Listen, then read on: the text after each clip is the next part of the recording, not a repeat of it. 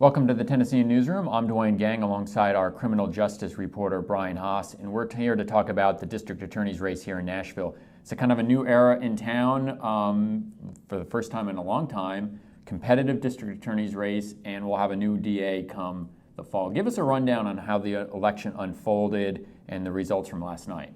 Well, this was an interesting race because, like you said, it's the first competitive DA's race we've had in decades. Tory Johnson has been the DA for 27 years.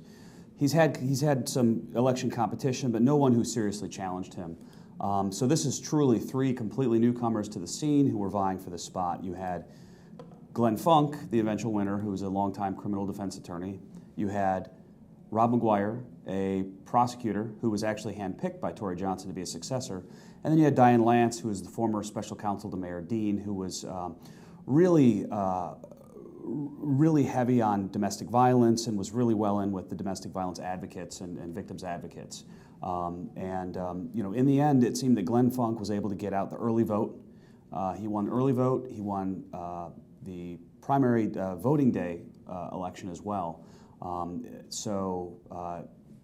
Fairly comfortable lead for him, which really means kind of a new era because for the first time we've got a criminal defense attorney who's going to be taking over for top prosecutor. Yeah, give us a little sense of what the dynamics could be. I mean, there's a lot. Oftentimes, prosecutors will go. They'll get their start in the district attorney's office, and they'll become defense attorneys. And oftentimes, they don't always make the jump back. I mean, you've interviewed him a lot. What kind of decided? Why did he want to give up being a criminal defense attorney and jump back in and be a prosecutor? Well, all three of these candidates actually have some prosecution experience. Glenn Funk was a prosecutor for a few years in the early end of his career, and then he went to be a defense attorney.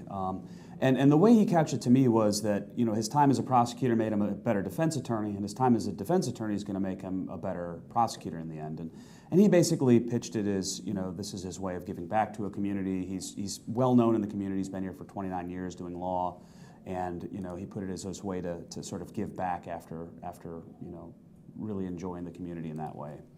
I know you're still digging into the numbers, but he was out pretty early with a lot of advertising. Do you think that was a factor in those strong early voting numbers that he put up last night? Glenn Funk definitely had the earliest TV presence by probably 2 or 3 weeks, actually. Not only that, but he also had the most varied TV ads.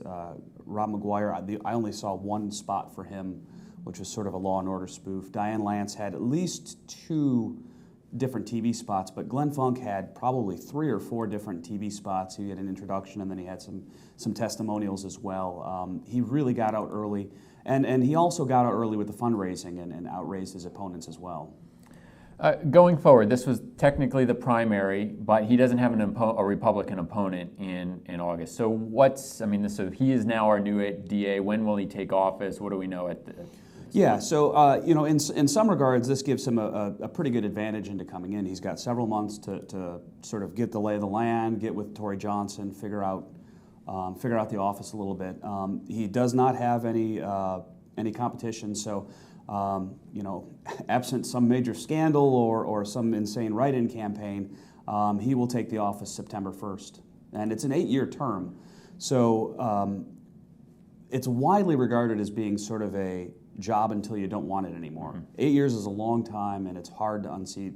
Which is a little bit unusual for elected officials to have that long of a term, particularly on the local level.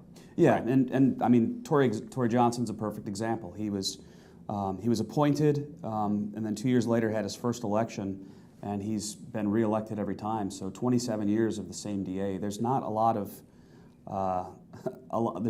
movement in that office.